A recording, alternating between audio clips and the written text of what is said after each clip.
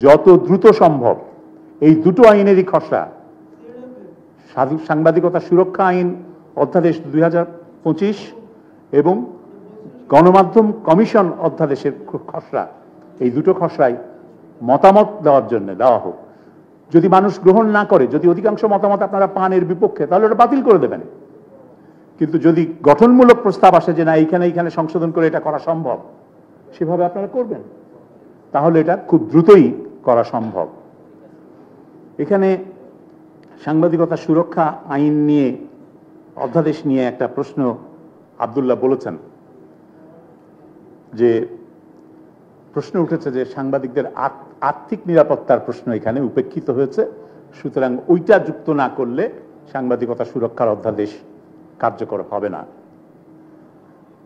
আমরা কিন্তু আর্থিক নিরাপত্তাকে সবচাইতে বেশি গুরুত্ব দিয়েছি আমাদের কমিশনের রিপোর্টে। আমরা বলেছি যে সাংবাদিকদের যদি আর্থিক স্বাবলম্বিতা নিশ্চিত করা না যায়, তার মাথার উপরে ছাদ এবং অন্যের ব্যবস্থা যদি না করা যায়, তাহলে সাংবাদিকরা স্বাধীন সাংবাদিকতা করবে না, করতে পারবে না, নানান সীমাবদ্ধতায় আত্মসমর্পণ করতে বাধ্য হবে।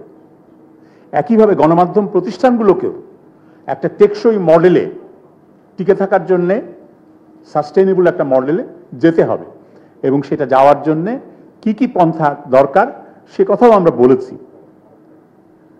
আপনি খুবই একটা ধারণা থেকে বলা হচ্ছে যে, সেটার কথা আপনি তুলেছেন যে গণমাধ্যম কর্মী আইন আলাদা লাগবে, গণমাধ্যমের কর্মীদের আলাদা একটা মর্যাদা আছে, সেই মর্যাদা প্রতিষ্ঠা করতে হবে। ভাই, গণমাধ্যম কর্মী আইন কবে হবে আর কবে আমাদের আলাদা মর্যাদা প্রতিষ্ঠিত হবে, সেটার জন্য যদি বছরের পর বছর অপেক্ষা করি, যুগের পর যুগ অপেক্ষা করি, কিচ্ছু হবে না। এই যে আমার হাতে একটা পরিচয়পত্র আছে, এটা ন্যাশনাল ইউনিয়ন অফ জার্নালিস্ট ইউকের পরিচিতিপত্র। এই ন্যাশনাল ইউনিয়ন অফ জার্নালিস্ট কিন্তু ট্রেড ইউনিয়ন কংগ্রেসের সদস্য, অ্যাফিলিয়েটেড। সাংবাদিকরা শ্রমিক হইলে তাদের ইজ্জত যায় না। সাংবাদিকরা শ্রমিক, সাংবাদিকরা শ্রম দিয়েই কাজ করছে।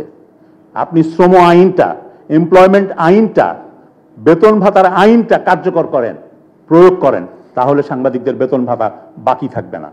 সাংবাদিকদের কর্মক্ষেত্রের নিরাপত্তা, কর্মক্ষেত্রের অধিকার, এগুলো সুপ্রতিষ্ঠিত হবে।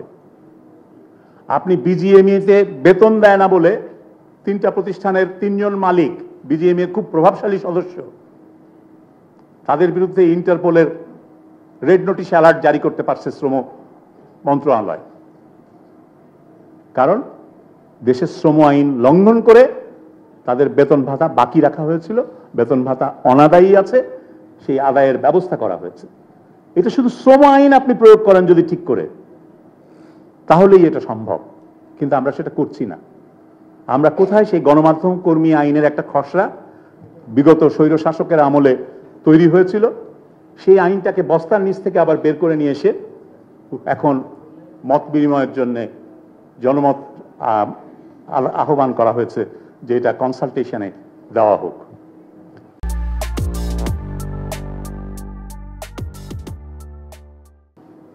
আপনি বাস্তবতা হচ্ছে যে ওয়েস বোর্ড যেটা ছিল, নবম ওয়েস বোর্ড, সেই নবম ওয়েস বোর্ডের বিরুদ্ধে একজন সংবাদপত্র মালিক, সংবাদপত্র মালিকদের পক্ষ থেকে মামলা করে বসে আছেন। এখানে আমাদের আইনজীবী বন্ধু অ্যাডভোকেট সুব্রত চৌধুরী আছেন, আমার বড় ভাই। আপনি বলুন যে কোনো মামলা যদি কেউ করে থাকে, সেই মামলা কি সরকার বাধ্য করতে পারে তাকে প্রত্যাহার করতে? পারে না, কোনো আইনেই পারে না, সরকারের সেই ক্ষমতা নেই। অতএব যতক্ষণ পর্যন্ত ওই মামলা প্রত্যাহার না হচ্ছে, ততক্ষণ পর্যন্ত ওয়েস বোর্ডের বিষয়ে সরকার কিছুই করতে পারবে না। ততদিন পর্যন্ত সাংবাদিকরা না খেয়ে মারা যাবে। 5 বছরের বেশি হয়ে গেছে এই মামলা। প্রতি বছরে 10% উপরে মূল্যস্ফীতি ঘটেছে। 50% আমার মজুরি কমে গেছে, আমার বেতন কমে গেছে, আমার আয় কমে গেছে।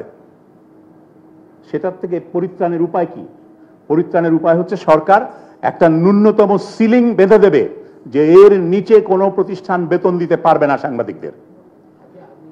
আমরা সেই সুপারিশ করেছি। এটা সংবাদপত্রের জন্য, টেলিভিশনের জন্য, অনলাইনের জন্য, সবার জন্য।